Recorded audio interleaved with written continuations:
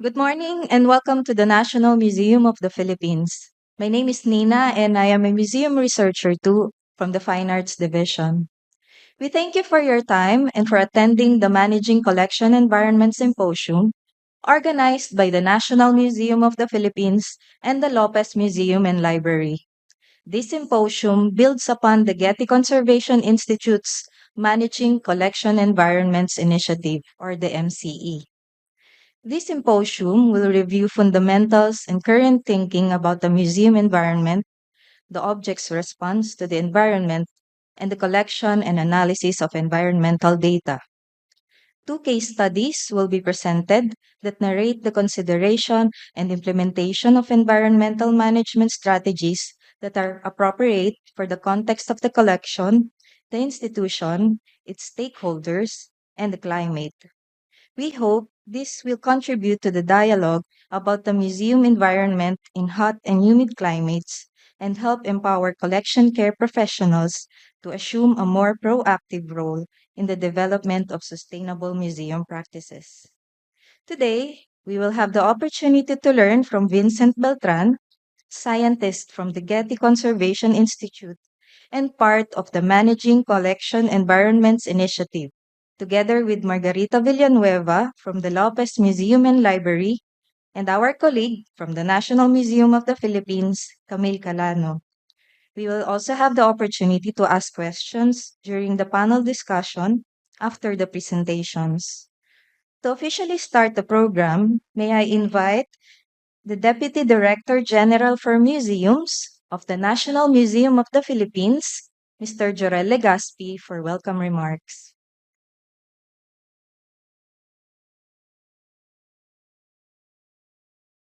Thank you, Nina.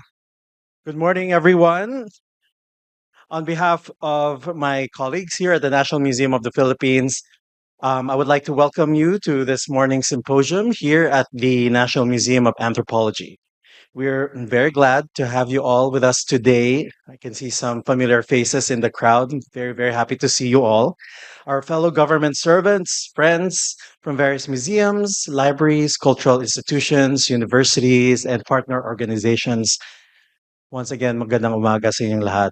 Thank you for taking your time and joining us for today's important symposium on managing collection environments. It's an area of work that is really critical to what we do here in the museum, our museum mission, even if it often takes place quietly behind the scenes. This was made possible in collaboration with the Lopez Museum and Library.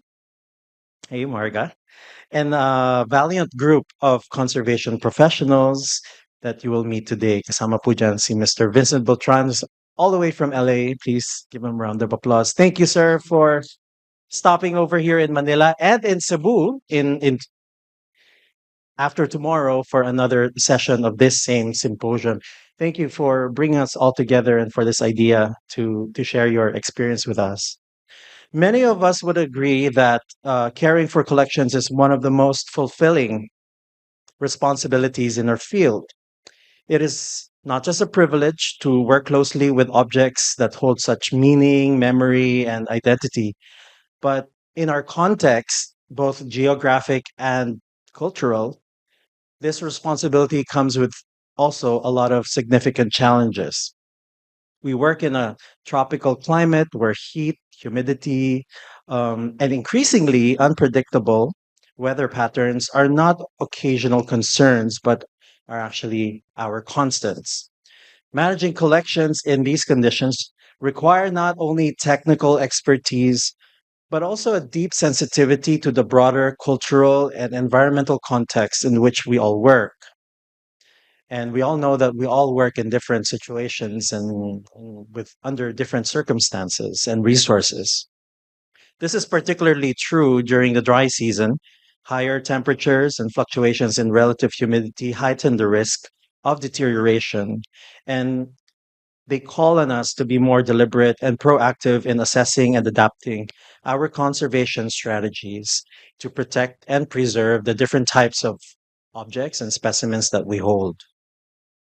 So we know that environmental monitoring tools, data loggers, hygrometers, and HVAC systems can really only take us so far.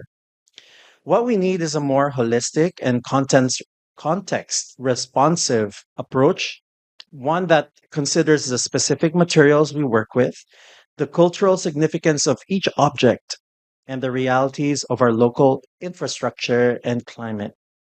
So, hopefully, we can all tackle those different aspects in today's session. It's not just about protecting objects, it's about honoring the stories they carry and ensuring that those stories remain accessible for generations to come. That's why today's symposium is so relevant. We are fortunate to have with us an esteemed group of speakers and panelists, as you heard today, people who bring with them not only technical knowledge, but also a wealth of experience in navigating the complexities of cultural preservation in diverse settings. I would like to thank once again Mr. Vincent Beltran of the Getty Conservation Institute, Ms. Marga Villanueva of the Lopez Museum and Library, and our very own Ms. Camille Calano from our Ethnology Division for sharing their experience and advocacies with us today. They prepared some very compelling presentations for all of you, actually. Let me also recognize our ever dynamic teams who have contributed to making this gathering possible: Research, Collections, and Conservation Management Division for overseeing the proceedings and ensuring the active participation of everyone joining us today, led by, of course, Ms. Rosette Crelencha. And thank you also to Noel Maturingan for helping coordinate. Public Programs and Services Division for taking care of the event side of things. They're all here in full force. Maraming salamat, Ms. Ren, Rai, and everyone in PPST. Our conservation managers, Nina Duenas of the Fine Arts Division, our MC for today. Thank you, Nina. And NMP Cebu head, Audrey Tomada, was actually part of the ideation conversations and will be helping take care of the proceedings in Cebu in 2 days' time. To the rest of the museum and research cluster, admin cluster, and our division heads for always supporting staff learning. Maraming salamat sa inyong lahat. We hope the conversations today will be rich with insight and possibility, whether through the sharing of research, practical solutions, or reflections on past challenges. Let this be a space where we learn from one another, where we ask critical questions, and whether they're difficult, mundane, or whatever you could think of, and where we can really imagine new ways of working together across institutions, disciplines, and even across regions. Our shared commitment to care for our different, varied, and diverse collections is also a commitment to dialogue, collaboration, and continual learning.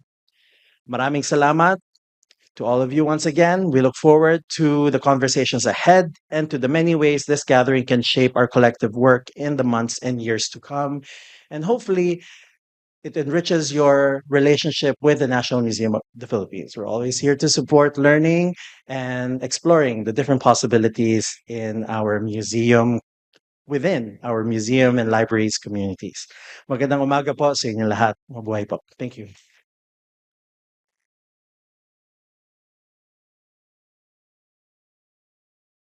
Thank you for the warm welcome and for being supportive of this project, this activity, Sir Jorel. Thank you. We appreciate it. For the first presentation, please allow me to read a brief profile of our presenter. He's a scientist at the Getty Conservation Institute and active in its Preventive Conservation Research Group and Managing Collection Environments Initiative. His research and teaching efforts include environmental management in hot and humid climates, evaluation of packing case performance during transport, and the advancement of microfading tester practice. He served on the committee responsible for revising the 2019 ASHRAE chapter on museums, galleries, archives, and libraries. He also organized the symposium Towards Art in Transit 2.0 at the 2024 meeting for the American Institute for Conservation, or AIC. He is the founder and chair of the Microfading Tester International Discussion Group, supported by the AIC and the Preventive Care Network. He holds a BS in General Chemistry from the University of California in Los Angeles and an MS in Oceanography, Geochemistry from the University of Hawaii in Manoa. Please welcome Vincent Laudato Beltran.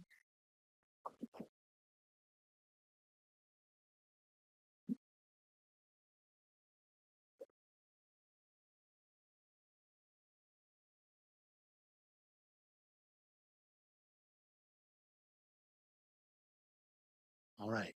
Um, I just wanted to echo all the sentiments from TDGM Jarrell. It's a real treat to be here. It's kind of started with a conversation about can we talk about environmental monitoring in the Philippines, and something I'm quite interested in. I'm a Philam, born in the States, but I have family here in the Philippines, and having worked in different places around the world, it was always kind of a dream of mine to come back to the Philippines and try to contribute to the conservation of cultural heritage. So thank you to everybody here.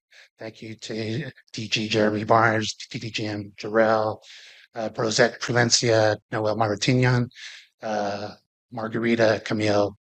Thank you for the opportunity. Okay, so today what I'm going to do is I'm going to kind of set the stage for the discussion. You can see my presentation is fundamentals and context. And then from here, we'll talk about two different case studies set here in the Philippines. Here's the outline. We'll start with an introduction to where I'm from at the Getty Conservation Institute. I will speak about agents of deterioration, the definition of preventive conservation, this evolution in environmental guidance in the cultural heritage field. We'll talk about some hot and humid case studies, as well as some selected resources that we've shared with you. Hopefully you all received it in advance. That sheet really is meant as a way for you to keep learning beyond today's symposium. So I'm from the Getty Conservation Institute, and it's one of four programs of the J. Paul Getty Trust. The other programs are the Getty Foundation, which gives grants to art organizations around the world, the Getty Research Institute, which is an arts library, and then the J. Paul Getty Museum, which you probably know, that's our public facing. But the Getty Conservation Institute serves a specific mission. It's not focused on the collection of the Getty. Instead, what we're focused on is the field, trying to advance conservation practice internationally. And we do this through science, education and training, field projects, and we're always trying to share our information with the field. The Getty Conservation Institute is separated into three departments. There's buildings and sites, which deals with immovable heritage, collections, and then our science department. So you've heard about the Managing Collection Environments Initiative. This is a unique initiative. The majority of our projects at the GCI focus in one department only, but the Managing Collection Environments Initiative spans two departments. It spans both collections and science, and it allows us to have this dialogue amongst conservators, amongst scientists, in order to advance our projects further. The approach of the Managing Collection Environments Initiative is really one of pragmatism. We try to think about risk management principles, thinking about the existing research about environmental response, and this shared museum experience that many collections are in good condition, even though they're not in perfect environmental uh, climates. And we kind of have this five pillars that we're trying to deal with. We're trying to think about the type of collection, the type of climate control, type of building, climate zone, and access. And the key questions are what is needed, what is possible, and what is sustainable. Now, sustainability really is this strong force now in the field. And in 2021, IIC, ECROM, and ICOM-CC put out this statement recognizing the importance of the global climate crisis, depleting the natural resources, growing inequality and social injustice, and that it was incumbent on all of us in the heritage field to adapt, innovate, and pioneer change. And that's really a driving force for the MCE initiative. So the MC initiative tries to think about the management of collections through research, fieldwork, and education. I always show this cartoon. It kind of shows how we work. Our research kind of guides the field. And then we share this research with our policymakers that then hopefully impact practice. But in turn, we're always looking at practice to figure out what the questions are that are going to help the field. In terms of research, we do things like mechanical characterization of artist materials using some pretty novel techniques, nano indentation, DMA, tensile testing. Also looking at shock and vibration for crates as they travel around the world. We also work in the field to apply our work, in the places that they're needed. So we have a government museum and art gallery in Chandigarh, India. And then education is a real pillar of the GCI. So we have courses on sustainability, and we have workshops and guidelines on different techniques. Here you see a picture of microfake testing. So I know you heard a little bit about myself through Nina. I just wanted to share a little bit about who I am and kind of the context I stand in. So I'm a chemist by training. I've had different roles at the GCI in environmental studies, museum lighting, preventive conservation, MC initiative, and this has really allowed me to work on a range of different projects. Starting with a lot of projects in the field, the Mayan Initiative, Egypt and Italy, looking at transit, looking at the effects of low oxygen on color change. It's also allowed me to teach, and that's really how I connected with a lot of the speakers here are through our workshops and through our courses. So we had a course on preserving collections in the age of sustainability and changing climate management workshop strategies, and that's really how I connected to Marga and Camille and to a number of other people at the NMP. In terms of publications, I've been involved in a few. In 2015, there was a publication on hot and humid climates, alternative environmental management strategies, acoustic emission, analyzing data, microfade testing. And then on the right is a book that came out in 2023, The Managing Collection Environments, Technical Notes and Guidance. And it was a book that was created to accompany our courses. It's a suite of 16 technical notes that forms the backbone of our courses and workshops. All these are free online. So the resource sheet that you had has links to all of these. And then, as was commented earlier, in 2019, there was a major revision of the ASHRAE chapter. ASHRAE stands for American Society for Heating, Refrigeration, and Air Conditioning Engineers. And they have a chapter specifically on museums, galleries, archives, and libraries. And that was something the MCE initiative had the opportunity to participate in. Okay, so enough of the preamble. I'll now jump into the material. So the first topic is really agents of deterioration. And we're going to focus on incorrect RH and incorrect temperature. But here's the entire suite of agents. Generally, they're thought of as 10 agents, things like theft, fire, pests. But in terms of today's discussion, our focus is incorrect RH and incorrect temperature. Now, there are other things in the museum environment that also play a role. One is physical forces, and the other one is light and ultraviolet. But today we're going to really focus on temperature and relative humidity. Okay, so these next few slides, I've prefaced all the titles with CCI. CCI stands for the Canadian Conservation Institute, and they're a fabulous resource. And a lot of this material really comes from them. So I want to make sure to acknowledge their work. In terms of incorrect relative humidity, there are 4 issues that people talk about. One is conditions over 75% RH. This can lead to mold and corrosion. The next one is fluctuating RHs, so big swings between high and low. RH above or below a critical value for a specific object. And finally, RH above 0%. Another thing to note about RH is the equilibration process for objects to relative humidity is quite slow.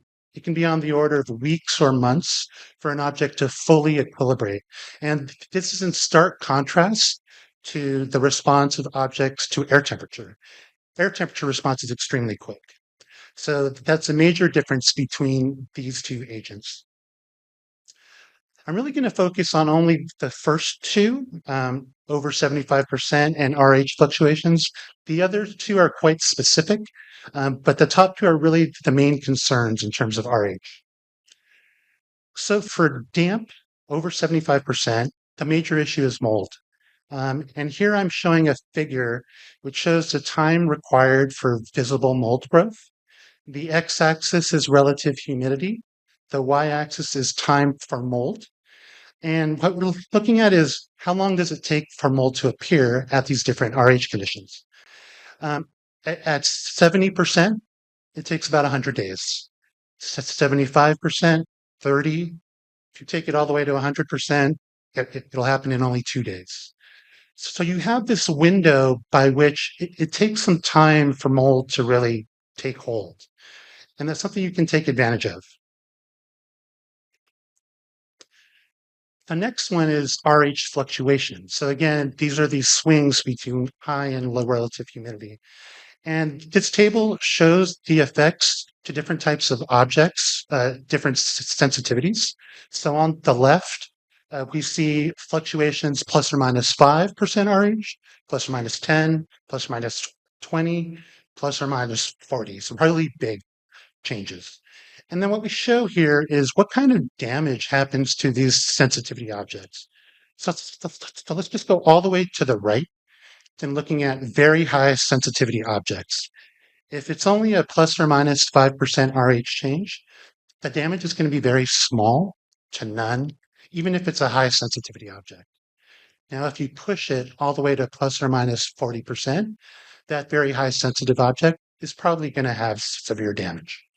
But it kind of depends where you are on this table in terms of what's going to happen to your collection. Now, I thought I should show what are some examples of these high sensitivity objects, and are these in my collection? Frankly, you would know if they were in your collection because they would already have significant damage. In terms of very high sensitivity objects, we're talking about large paper sheets that are constrained at the edges, so they're not able to move as they experience these RH changes. Wooden objects with inlaid metal horn or shell spanning more than 1 centimeter across the wood grain. That's very specific.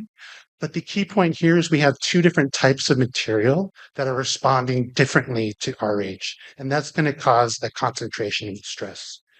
And things like paint layers that are bridging seams or flaws.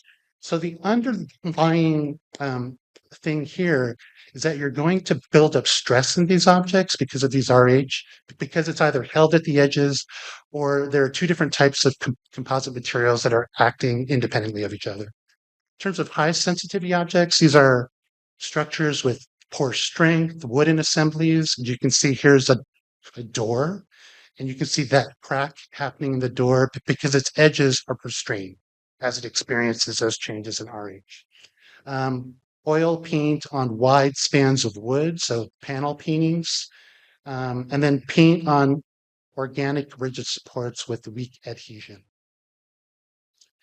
So these are the types of objects that you would be most concerned about in terms of RH fluctuation. But I should say, RH fluctuation is one of these things that I think has been overblown in the field.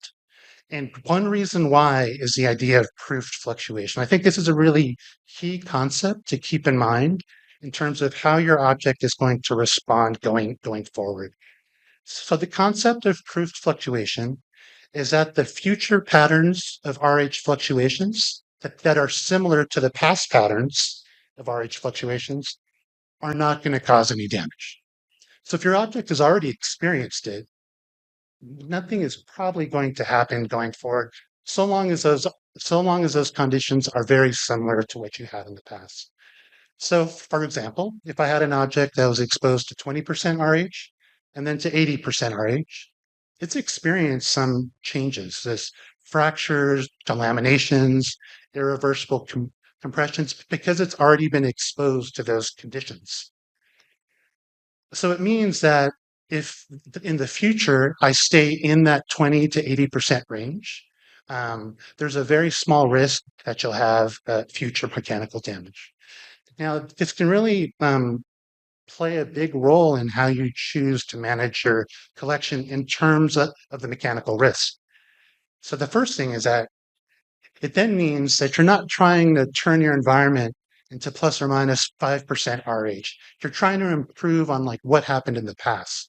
So it means that if your conditions weren't that great, even if you improve it just a little bit, that's a significant benefit to your collection.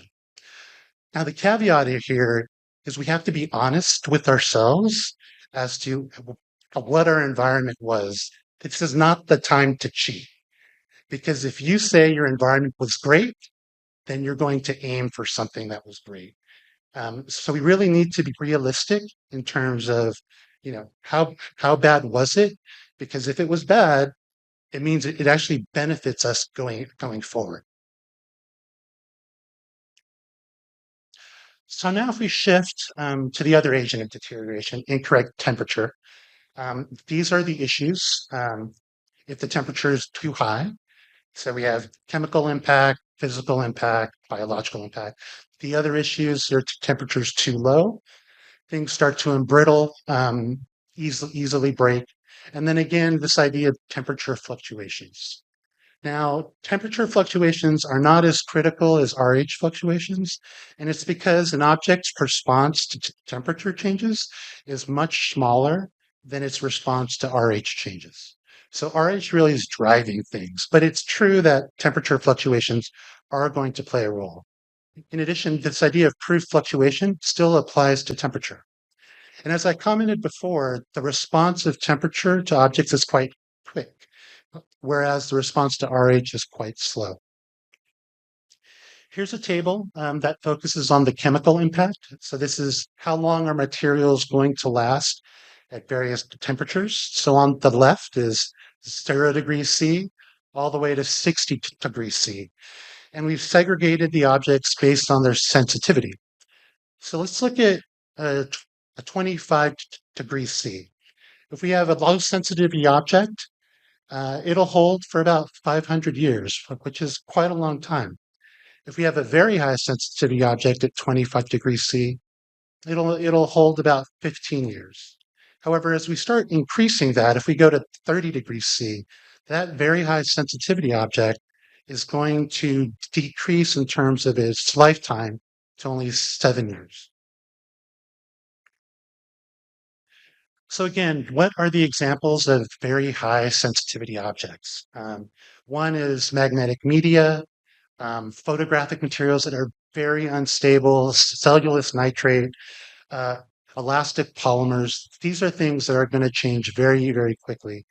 High sensitivity objects, acidic papers, newsprint and books post 1850 as they started to become more acidic, acetate films, celluloid, and natural materials that have been acidified by pollution. So these are the objects that are going to respond. But just kind of going back to that table, I imagine a majority of mixed collections are going to be more in the medium sensitivity realm as opposed to the very high sensitivity realm. It's good to know what they are, but in general, those objects aren't really going to drive how we manage our collection because the bulk of our objects are more in that medium sensitivity realm.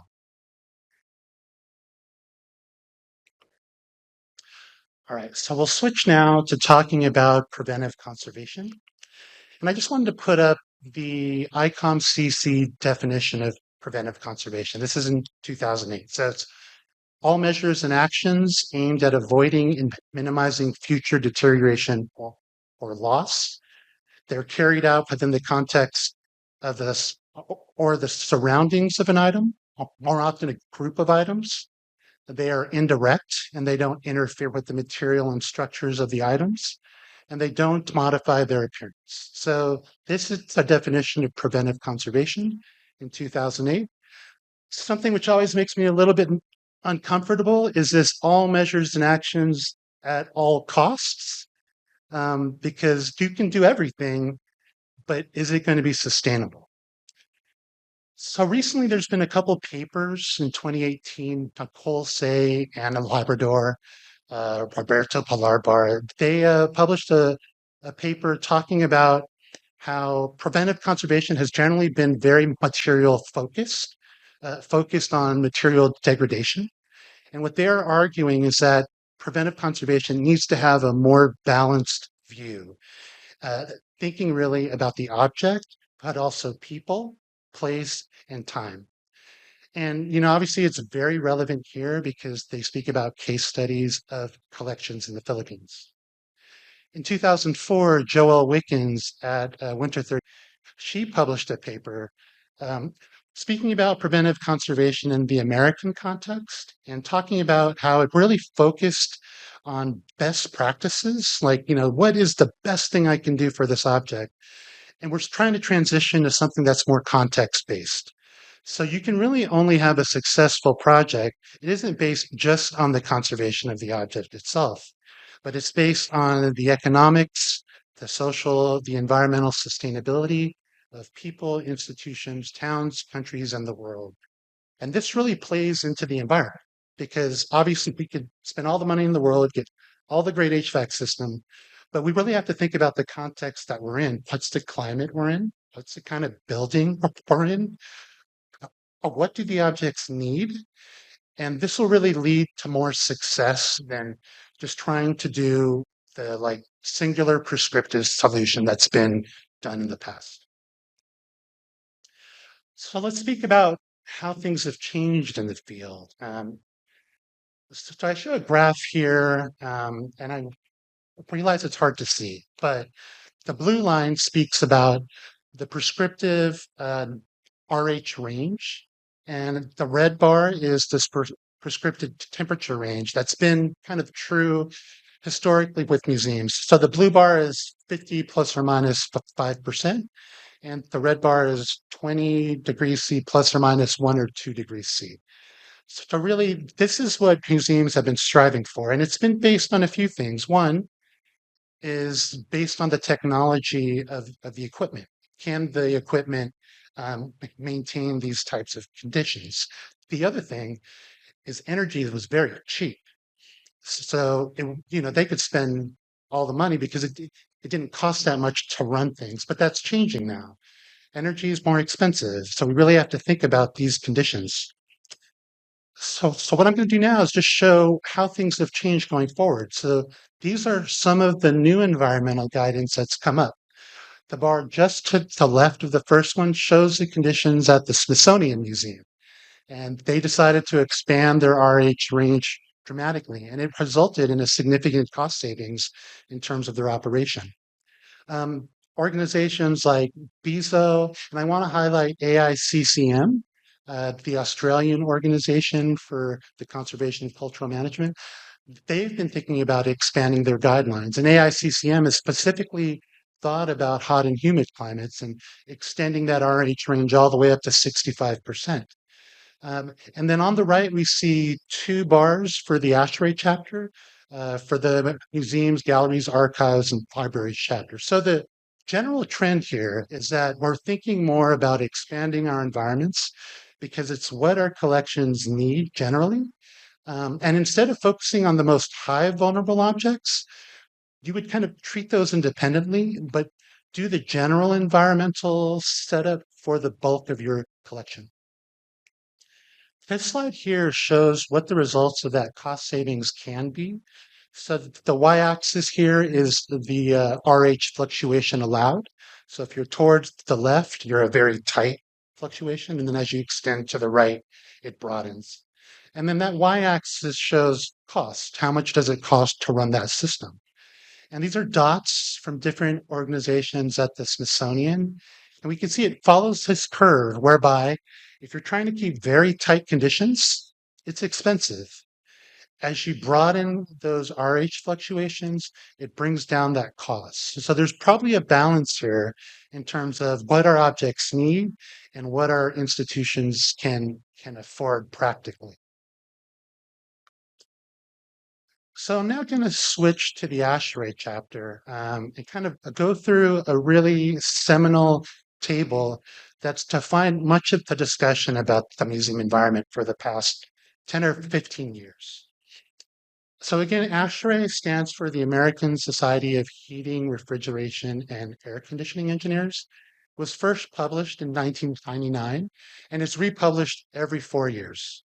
Um, and the goal for having this chapter was to really speak to air conditioning engineers and inform them about the museums and archive environments, and to kind of push ASHRAE away from doing these prescriptive control measures that are geared around 70 degrees Fahrenheit and 50% RH. It also introduced this concept of environmental control classes, AA, A, B, C, and D. I'm just curious in the room, is this something that you've heard of before, these control classes? Okay, well, this is good that you're here. Perfect.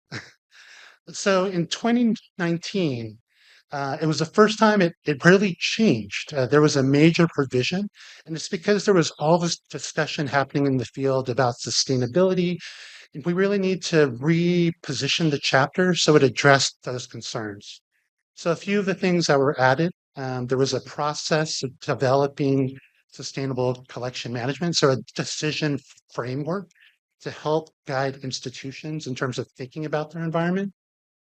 There were some tables talking about the connection between the exterior climate, the interior conditions that you want, and your building envelope, just highlighting the issue that if you're trying to ask for something that's very different than your exterior environment and your building is not made for that, it's going to be really difficult to do.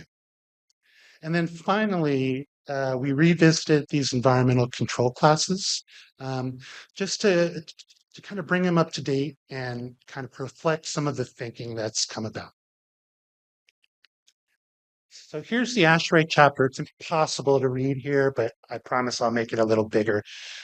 This is in the ASHRAE chapter, but I also wanted to state it's also in our MCE technical notes book.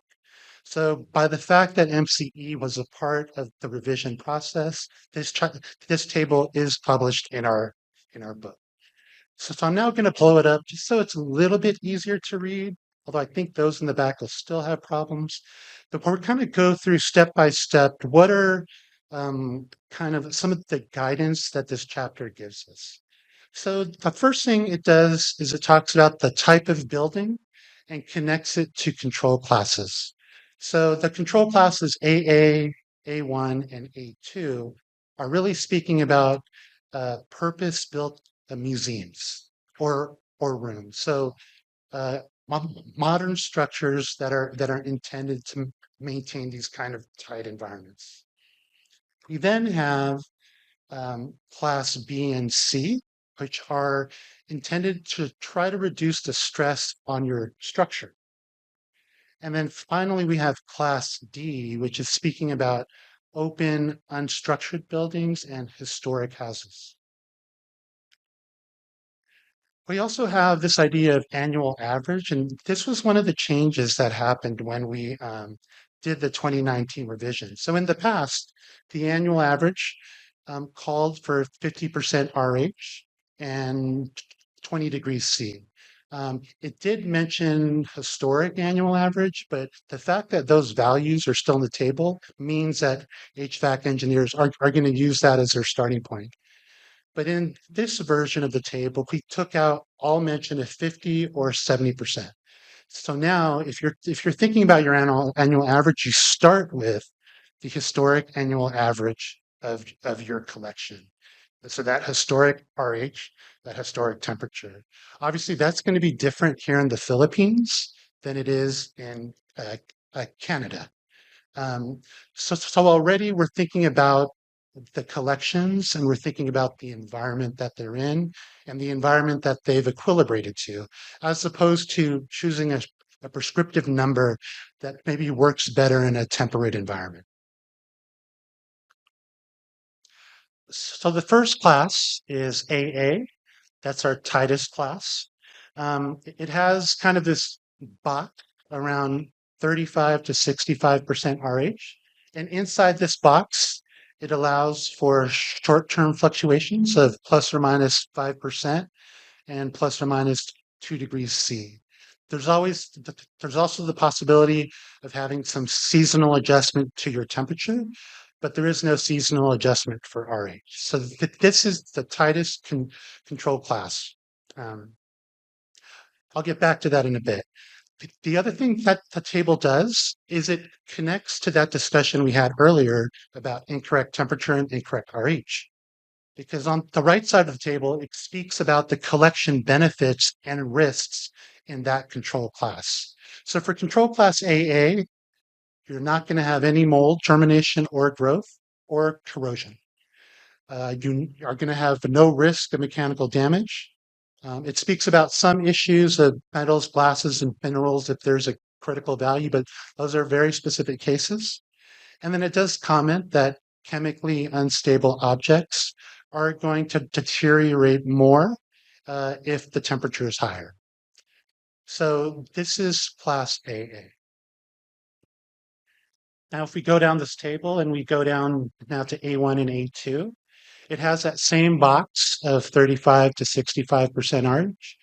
But in terms of A1, so there's A1 and A2. In terms of A1, it still has that same short-term fluctuation of plus or minus 5% RH and plus or minus 2 degrees C, but it allows for more seasonal adjustment in RH. So, if your RH changes over the course of the year, then you can move along with that environment. Obviously, that's going to be not so applicable here in the Philippines. There's also A2, which expands that short-term fluctuation to plus or minus 10%, and the temperature fluctuation to plus or minus 2 stays the same. It doesn't allow for any seasonal adjustment for RH.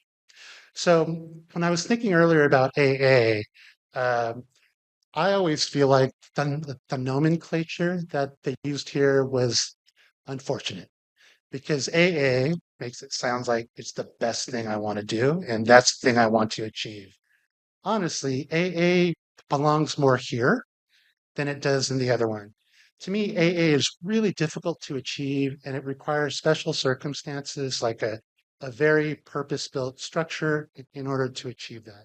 And Stefan Mikowski, who is a conservation scientist at the CCI, who had a big role in starting this ASHRAE chapter, he always mentioned that the sweet spot for RH fluctuations, in his opinion, was plus or minus 10% RH. So we talked about trying to change AA and changing, but it just wasn't going to work. But this is really more of a target, something that maybe is a bit more achievable. Now, going back to the collection risk and benefit, a lot of it is repetitions. So what I'm going to do is just highlight those changes in red. So for A1 and A2, the change now is that you have a small risk of mechanical damage to high vulnerability artifacts. And then it talks about comparing the slow adjustment of 10% RH compared to a rapid fluctuation of 5%. So a lot of that has to do with how an object relaxes over time. In this table, it's equating a slow relaxation of 10% as being similar to a rapid change of 5% RH. There's now class B. So its box is 30 to 70% RH.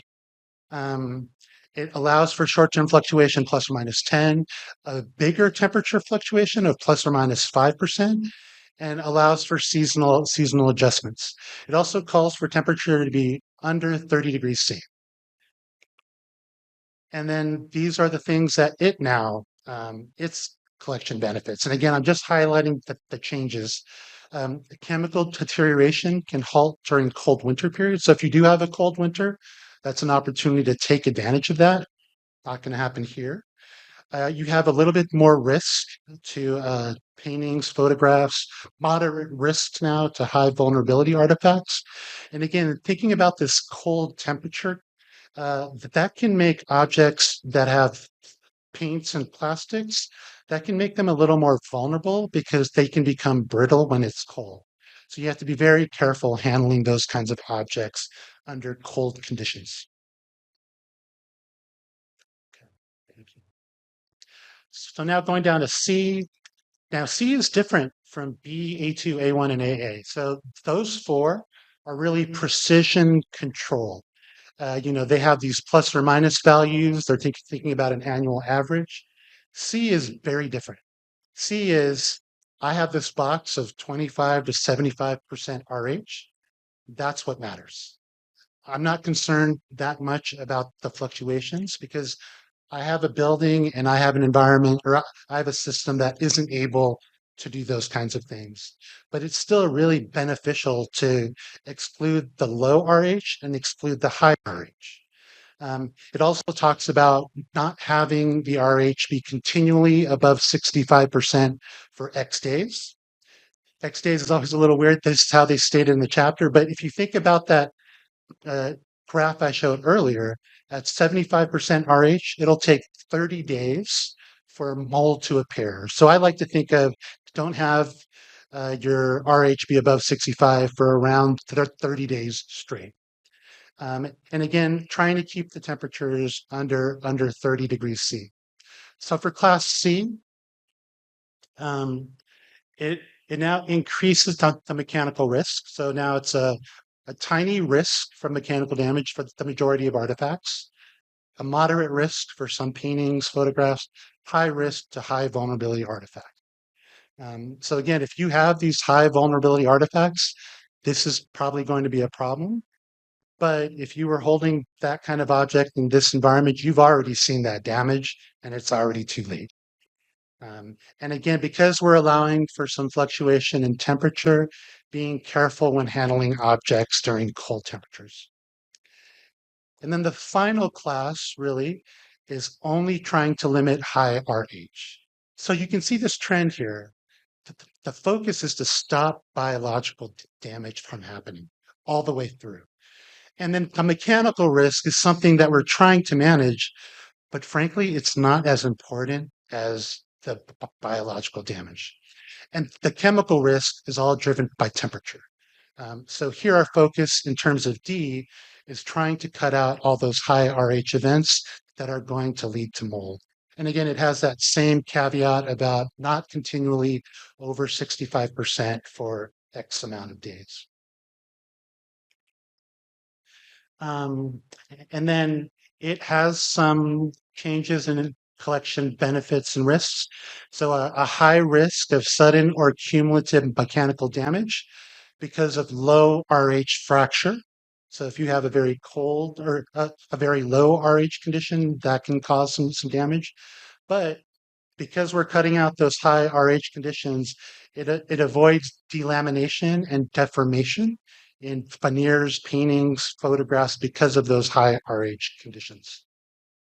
What I want to show now is just now that we've seen this entire table, we have this about alternative climate controls in hot and humid climates. And there we show a bunch of case studies. And our goal in those 6 case studies was not AA or A1 or A2. Our goal in those case studies was B, C, and D.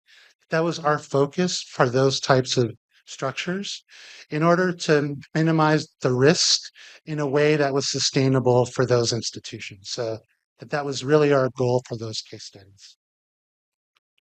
Now, this table has another part to it. This is now 13B.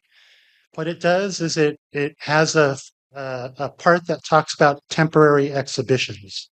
And I think this is a really key point because something that we really wanted to do is separate the environmental control from your permanent collection versus the environmental control for your temporary exhibition. So, oftentimes the exhibitions that come through often drive a lot of the environmental control, but the fact of the matter is they're ephemeral. They're not happening for a long period of time. And to spend that much money on HVAC for maybe something that isn't going to happen the whole time doesn't really make sense. So it's important that we separate our permanent collection from our temporary collection. And then going back to this idea of annual average and trying to figure out what type of climate do we try to choose for objects that are going out on loan, we again return to this idea of the historic conditions the object was exposed to. So we really think the conditions should be based on the historic climate in which that object has been in before, as opposed to trying to acclimatize that object to a very different climate just because it's traveling. But really, the focus should be on the object itself, and that drives the environmental strategies that you employ. So finally, this table also closes with some very special situations for very unstable organic materials, unstable metals. So these really require special environments, cool conditions, cold, frozen. But these don't represent the bulk of the objects in our collections.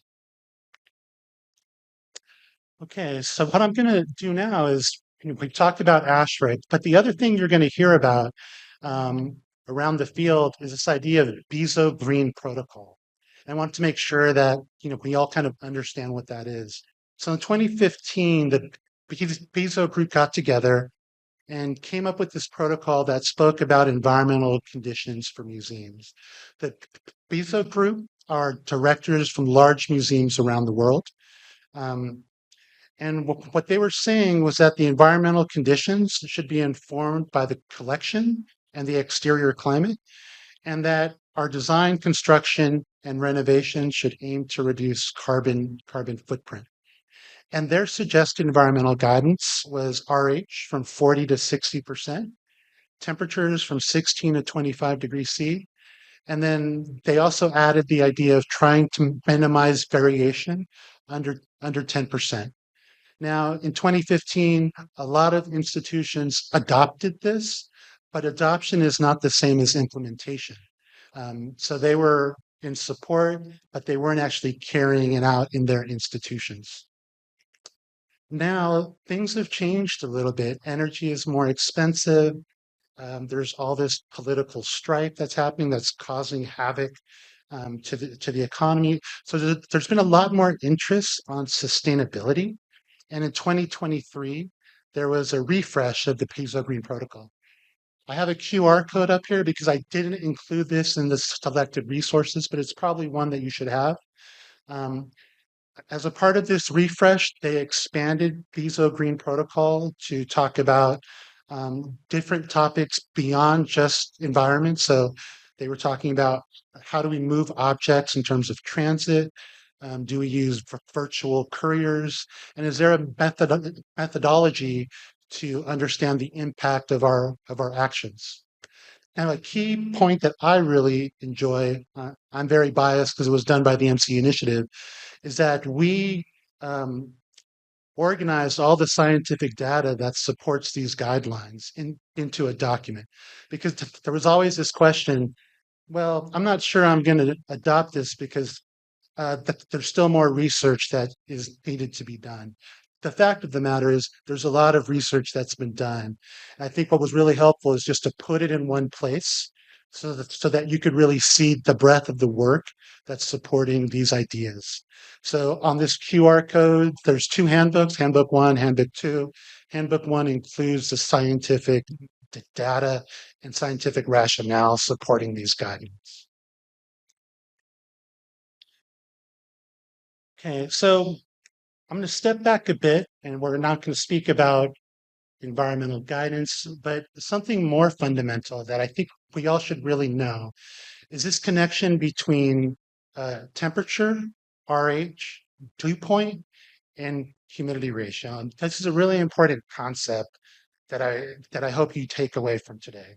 So, dew point and humidity ratio are both measuring the same thing, the amount of moisture in the air.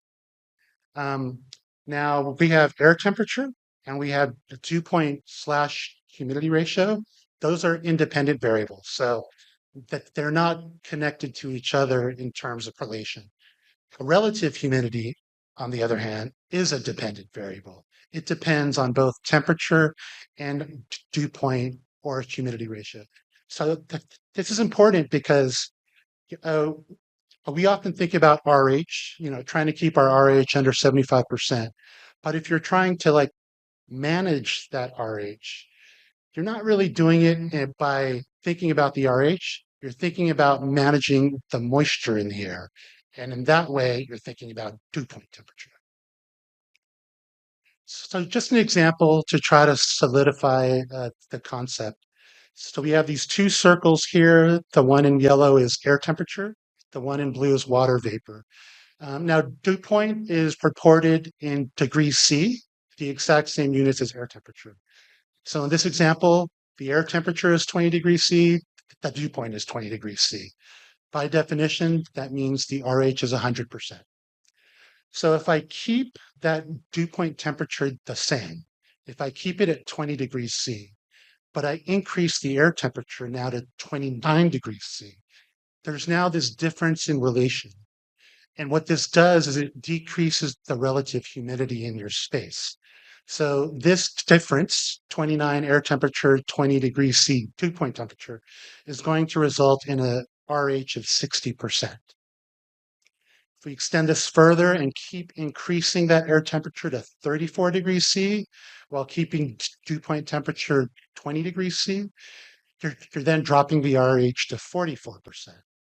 So this concept is really important because dew point and temperature are the things that your HVAC engineers and your facilities engineers are trying to control. They're trying to control it in a way that impacts the relative humidity, but you can impact the relative humidity through changes in either temperature or dew point. So I just wanted to make sure that was a concept that was introduced today. I think it'll come into play in some of the case studies.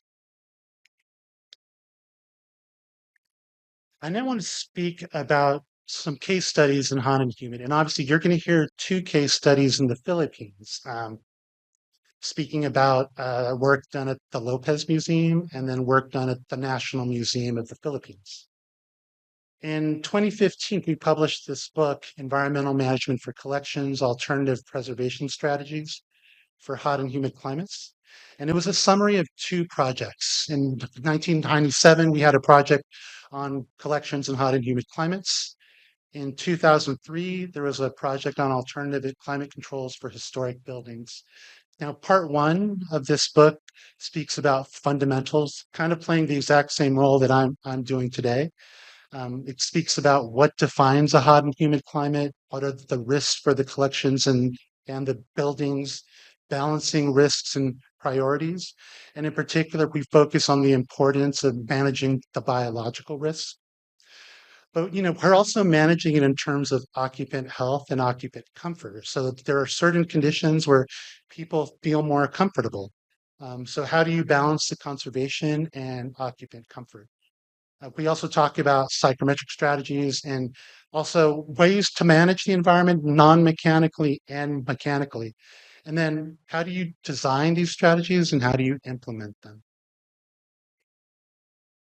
So our second part is the one that goes into the case studies. So here we have 6 case studies done around the world.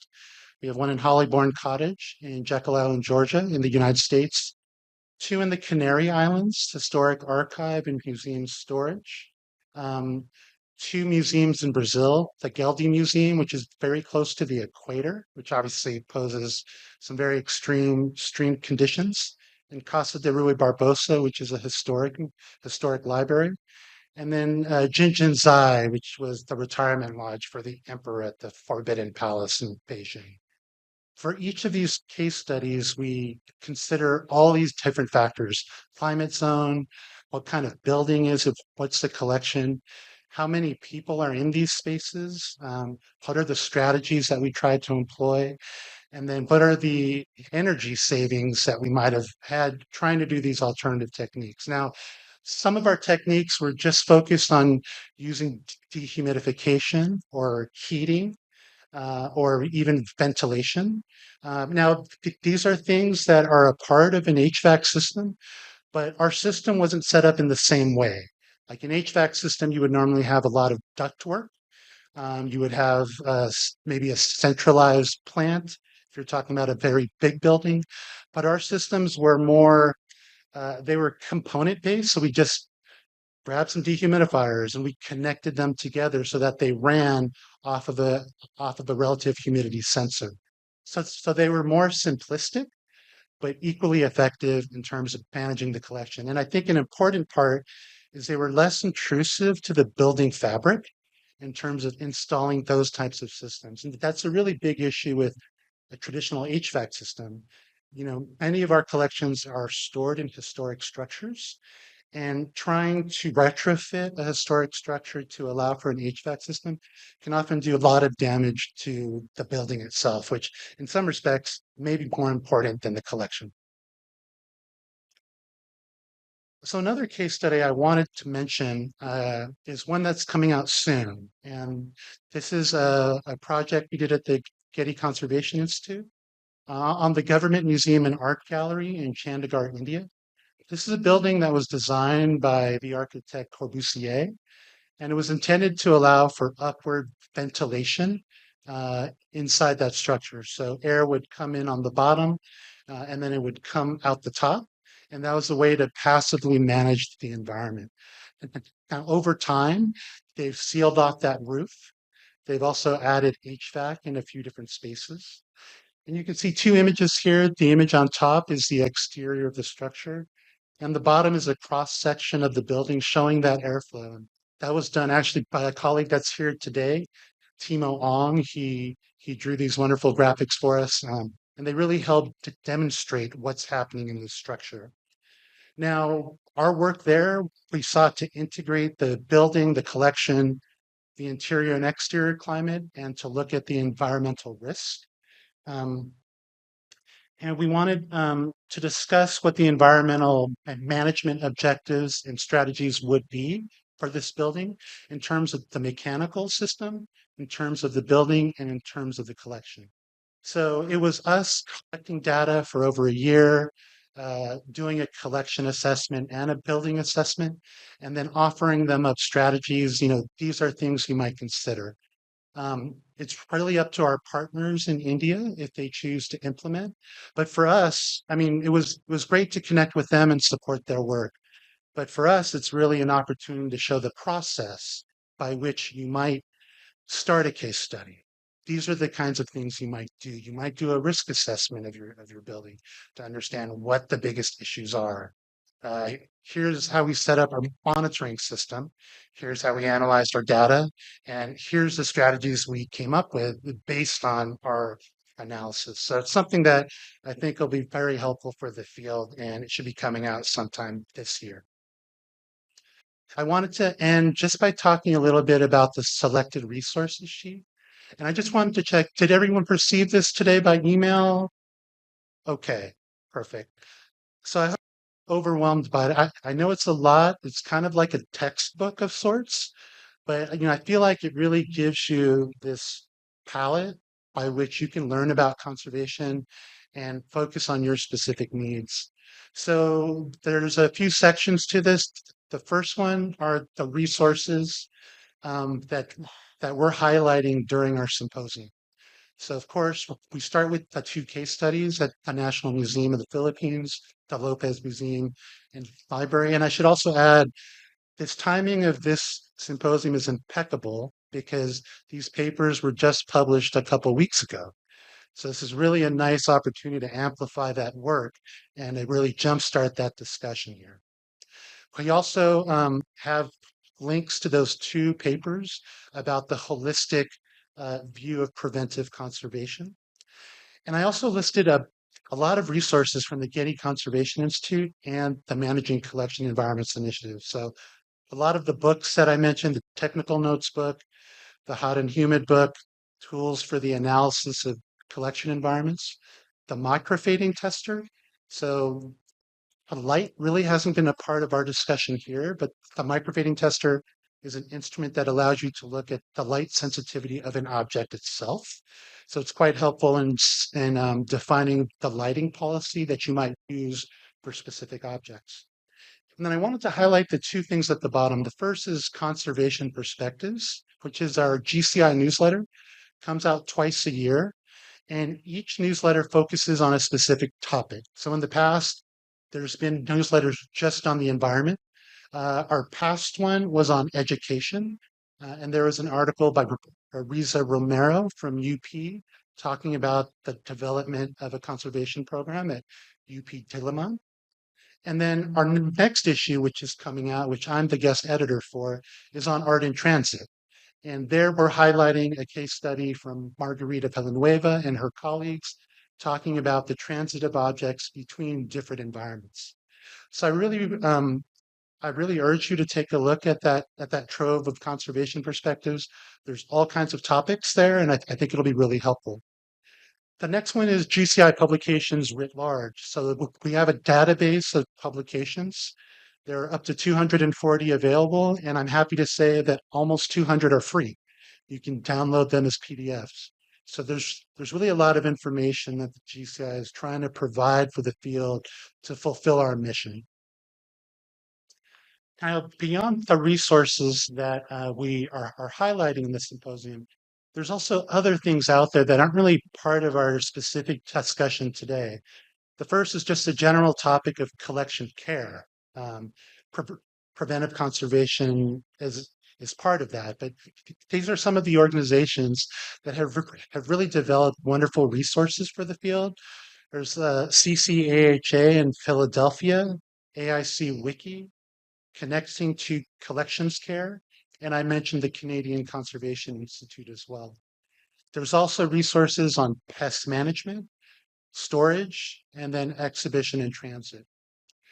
There's a section there for conservation services, and I should preface this by saying it doesn't mention anything about conservation services in the Philippines. That I just don't know it that well. But the thing I did do was share the AIC's link to finding a conservation professional. Not that you're going to call someone in LA to come here to do conservation work, because I know there are fine people here in the Philippines that can do that work. But it gives an example about how AIC in the States decided to organize that conservation community.